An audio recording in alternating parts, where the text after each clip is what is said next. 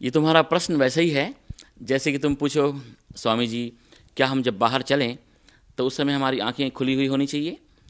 क्योंकि जब भी हम बाहर चलते हैं तो हमारी आंख खुली हुई ही होनी चाहिए, नहीं तो हम गिर जाएंगे। इसलिए क्योंकि वो बाहर की यात्रा है। लेकिन जब हम प्रार्थना करते हैं, जब हम ध्यान करते हैं, मेडिटेशन करते हैं, जब हम ईश्वर की तरफ चलते हैं, तो ईश्वर की जो यात्रा है वो बहिर्मुखी यात्रा नहीं है, बाहर की यात्रा नहीं है, वो यात्रा है अंतर्मुखी होने की।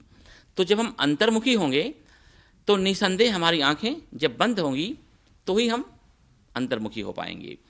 क्योंकि आंखें खोल करके फिर अंतर्मुखी होना मुश्किल है। तो पूरी की पूरी जो अध्यात्म की यात्रा है वो अंतर्मुखी होने की यात्रा है। और आंखें बंद होने का मतलब भी ये भी एक स्थूल रूप है।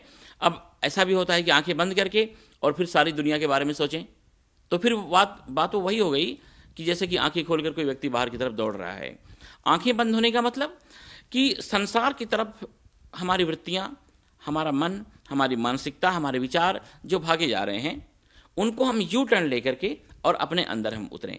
अभी तक जो भी हमारे जीवन में संसार के प्रति, लोगों के प्रति, भोगों के प्रति, वस्तुओं के प्रति जो इम्पोर्टेंट था, जो मुख्यता थी, जिसके वजह से हम अशांत हुए, जिसके वजह से आज तक हम अप्रसन्न रहे, जिसके वजह से कभी हमको इनर सेटिस्फैक्शन नहीं मिल पाया, जिसके वजह से हम बीमार होते रहे, तो संसार की हर महत्ता को, मुख्यता को 2 नंबर पर रख करके और 1 नंबर पे हमें रखना है ज्ञान को, भक्ति को, परमात्मा को।